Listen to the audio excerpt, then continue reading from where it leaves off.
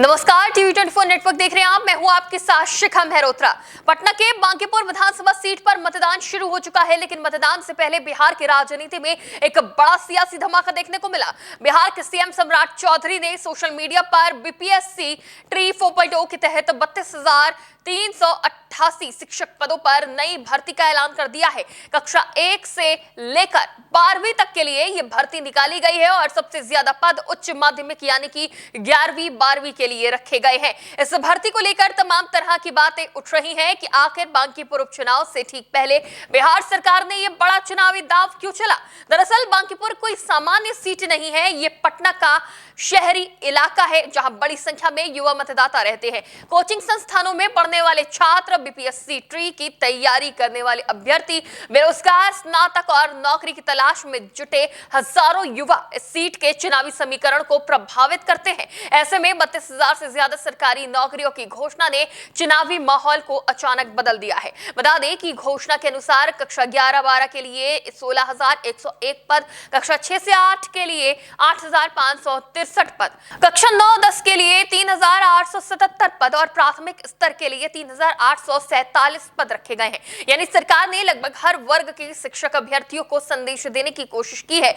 BJP और NDA इस फैसले को अपना बड़ा मास्टर स्ट्रोक मान रहे हैं। पार्टी का कहना है कि ये सरकार केवल वादे नहीं करती बल्कि भर्ती प्रक्रिया को आगे बढ़ाती है। बीजेपी प्रत्याशी नीरज कुमार सिन्हा के समर्थन में उतरे सम्राट चौधरी ने यह संदेश देने की कोशिश की है कि रोजगार देने के मामले में एनडीए गंभीर है। पार्टी को उम्मीद है कि इससे नाराज, भ्रमित या इंतजार कर रहा युवा वर्ग एकजुट होकर बीजेपी के पक्ष में वोट कर सकता है। वहीं अगर बात करें बांकीपुर सीट पर बीजेपी के सामने चुनाव लड़ रही जनसुराज की, तो जनसुराज के संस्थापक प्रशांत किशोर भी इस चुनाव में कम मेहनत नहीं कर रहे। भाजपा के सामने वो उतना ही मजबूत है जितना एक समय में आरजेडी बीजेपी से चुनाव लड़ने में थी। प्रशांत किशोर पिछले कई दिनों से बांकीपुर में लगातार पदयात्राएं, चौपाले और छोटे-छोटे संवाद कार्यक्रम कर रहे हैं।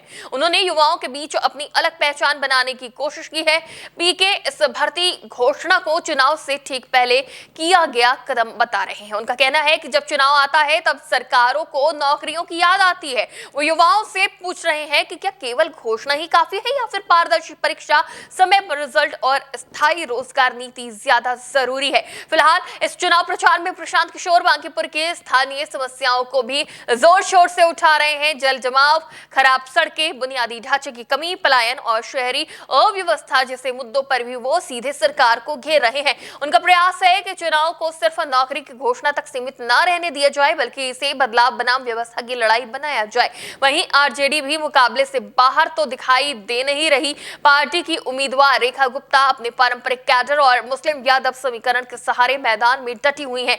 तेजस्वी यादव ने भी अपनी सभाओं में रोजगार और युवाओं के मुद्दे को प्रमुखता से उठाया है। ऐसे में हल्का फुल्का मुकाबला त्रिकोणीय होता दिखाई दे रहा है। फिलहाल अभी जो चल रहा है वो दो पार्टियों के बीच सीधी टक्कर दिखा रहा है। इस सीट पर सबसे दिलचस्प सवाल युवा वोट बैंक को लेकर है। अगर बड़ी संख्या में युवा सरकारी भर्ती की घोषणा से प्रभावित होते हैं तो इसका फायदा एनडीए को मिल सकता है, लेकिन अगर युवा इसे चुनावी घोषणा मानकर स्थानीय मुद्दों और बदलाव की राजनीति की ओर झुकते हैं तो प्रशांत किशोर को बढ़त मिल सकती है। वहीं युवा वोटों का बंटवारा आरजेडी के लिए भी अवसर पैदा कर सकता है। यानी बांकीपुर में इस समय 3 अलग-अलग नैरेटिव चल रहे हैं। एनडीए का सरकारी नौकरी कार्ड, प्रशांत किशोर का बदलाव और पारदर्शिता का विजन और आरजेडी का रोजगार और सामाजिक समीकरण। अब फैसला जनता के हाथ में है। आज 30 जुलाई को सुबह से ही वोटिंग शुरू हो गई है। बता दें कि आज बांकीपुर सीट पर उतरे तमाम प्रत्याशियों की किस्मत का फैसला ईवीएम में कैद हो जाएगा।